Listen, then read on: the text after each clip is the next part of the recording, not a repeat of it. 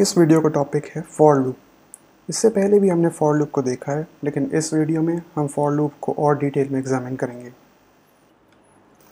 For loop का syntax ये होता है कि हम फॉर कीवर्ड लिखते हैं, फिर ब्रैकेट्स के अंदर हम इनिशियलाइजेशन करते हैं अपने फॉर लूप के वेरिएबल्स का या किसी भी वेरिएबल का, सेमीकोलन, उसके बाद कंडीशन, फिर सेमीकोलन और उसके बाद अपडेट। ये 3 पार्ट्स होना टोटली ऑप्शनल है। अगर हम इस प्रोग्राम को चलाएं तो एक्चुअली इनफाइनाइट टाइम्स प्रिंट होगा, क्योंकि एक एम्प्टी फॉर लूप जिसमें इनिशियलाइजेशन, लूप कंडीशन और अपडेट कंडीशन तीनों गायब होते हैं तो वो इनफाइनाइट लूप बन जाता है। ये इनफाइनाइट टाइम्स प्रिंट हो रहा है। इनफैक्ट ये प्रोग्राम चलता ही रहेगा, तो हमें इसको मैनुअली स्टॉप करना पड़ेगा। इनिशियलाइजेशन पार्ट के अंदर हम 2 वेरिएबल्स को भी साथ में इनिशियलाइज कर सकते हैं। इनिशियलाइजेशन अगर 2 या 2 से ज़्यादा वेरिएबल्स का होना है तो उन्हें एक कॉमा से सेपरेट किया जाता है। सेमीकोलन होना ज़रूरी है। फॉर के अंदर हमेशा 2 सेमीकोलन होंगे, भले ही आपकी इनिशियलाइजेशन, कंडीशन और अपडेट पार्ट गायब हों, लेकिन 2 सेमीकोलन होना कंपलसरी है। अगर मैं आई और जे दोनों को इनिशियलाइज कर भी दूँ और यहाँ पे सपोज़ मैं इसको प्रिंट कर दूँ,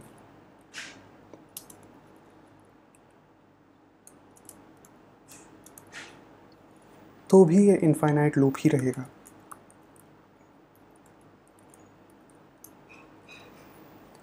क्योंकि इसमें अपडेट पार्ट और कंडीशन पार्ट अभी भी गायब है।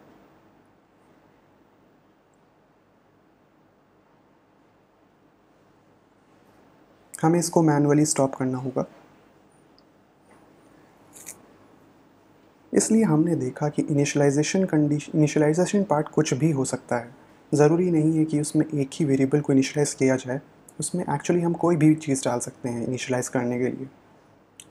कंडीशन पार्ट भी इसी तरीके से कोई भी कंडीशन हो सकती है। ज़रूरी नहीं है कि हम आई और जे या इसी टाइप के किसी वेरिएबल को कंडीशन पार्ट में डालें, इसमें कोई भी कंडीशन हो सकती है। कंडीशन पार्ट का होना भी ऑप्शनल है, लेकिन अगर मैं इस कंडीशन को कुछ ऐसा बना दूँ तो अब आई अगर 10 से कम है तो ये लूप चलता रहेगा। मैंने अभी भी यहाँ पर कोई अपडेशन पार्ट नहीं डाला है, इसका मतलब आई की वैल्यू कभी बढ़ेगी ही नहीं। ये अभी भी एक इनफाइनाइट लूप रहेगा।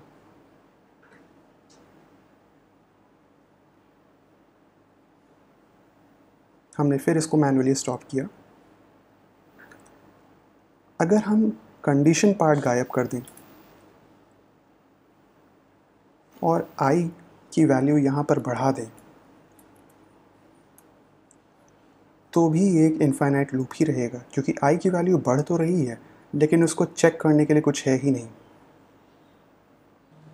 यहाँ पर आई की वैल्यू लगातार बढ़ रही है और वही बढ़ती हुई वैल्यू प्रिंट हो रही है। जैसा कि हम देख सकते हैं प्रोग्राम अभी भी चल रहा है और लगातार चलता रहेगा। जे की वैल्यू ज़ीरो ही रहती है क्योंकि हमने जे को कभी चेंज किया ही नहीं। लेकिन ये लूप इनफाइनाइट इसलिए है क्योंकि इसमें कोई कंडीशन ही नहीं है चेक करने के लिए, तो हमने इसको मैनुअली स्टॉप किया। अभी तक हमने डिफरेंट टाइप्स के इनफाइनाइट लूप देखे, एक बार इसको रिकैप करते हैं। तो यहाँ पर मैंने हमारे इनफाइनाइट लूप्स लिख दिए हैं। पहला इनफाइनाइट लूप जिसमें इनिशियलाइजेशन, लूप कंडीशन और अपडेशन तीनों गायब हैं। दूसरा इनफाइनाइट लूप है जहाँ पर इनिशियलाइजेशन, जो कि ऑप्शनल है, वो लूप के अंदर है। अपडेशन और लूप कंडीशन दोनों गायब हैं। तीसरा फॉर का इनफाइनाइट लूप जिसमें इनिशियलाइजेशन, जो कि ऑप्शनल है, वो लूप के अंदर है। अपडेशन है लेकिन लूप कंडीशन गायब है। चौथा फॉर का इनफाइनाइट लूप जिसमें ऑप्शनल इनिशियलाइजेशन अंदर है लूप के, इसमें कंडीशन दी है लेकिन हमने अपडेशन नहीं किया। और आखिरी फॉर का इनफाइनाइट लूप जिसमें इनिशियलाइजेशन तो है लेकिन कंडीशन अनरीचेबल है और अपडेट भी है। तो बेसिकली हमने देखा कि इनिशियलाइजेशन हो ना हो, लेकिन अगर अपडेट या लूप कंडीशन दोनों गायब हैं पूरे के पूरे लूप से, तो लूप इनफाइनाइट लूप बन जाता है। अगर हम इस प्रोग्राम को देखें तो यहाँ पर मैंने लूप वेरिएबल पहले ही डिफ़ाइन और डिक्लेयर करा हुआ है और लूप के अंदर मैंने इनिशियलाइज़ नहीं किया है, मैंने उस पार्ट को एम्प्टी छोड़ा है। जैसा कि मैंने बताया सेमीकोलन्स होना ज़रूरी है, लेकिन तीनों पार्ट्स होना लूप के ये कंपलसरी नहीं है। अगर हम चाहें तो फॉर लूप से ये कंडीशन हटाकर लूप के अंदर भी डाल सकते हैं। ये हमारा फॉर लूप है जिसमें मैंने बीच की कंडीशन को निकाल के इफ़ के अंदर डाल दिया है। हमारी कंडीशन थी कि i 10 से कम हो तो लूप चलता रहे, तो मैंने इस कंडीशन में ये किया है जो मैंने इफ़ के अंदर डाली है कि i जब 9 के बराबर हो जाए तो ब्रेक स्टेटमेंट इनकाउंटर हो। ब्रेक स्टेटमेंट बेसिकली फॉर के लूप को वहीं पे एंड कर देगा और आपका कंट्रोल सीधे इस स्टेटमेंट के इस ब्रेस के बाहर आ जाएगा। यहाँ पर कोई स्टेटमेंट होता तो वो एग्जीक्यूट होने लगता।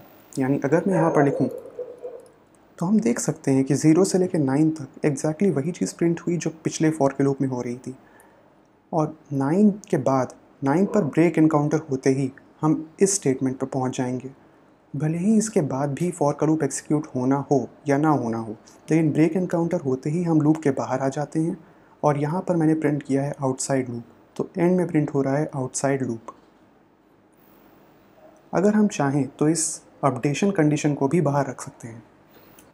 यहाँ पर ध्यान देने वाली बात ये है कि हमने इस फॉर के लूप को एम्प्टी रखा है, तो बेसिकली ये फॉर का लूप भी इनफाइनाइट लूप है, लेकिन हम फॉर की कंडीशन को इस इफ़ के अंदर रखेंगे और इंक्रीमेंट को लूप के एकदम एंड में कर देंगे।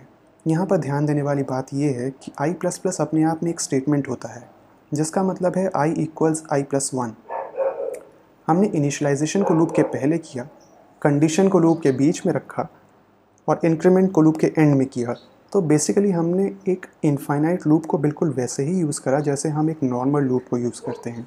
उससे आउटपुट भी बिल्कुल वही आया जो नॉर्मली हमें मिल रहा था।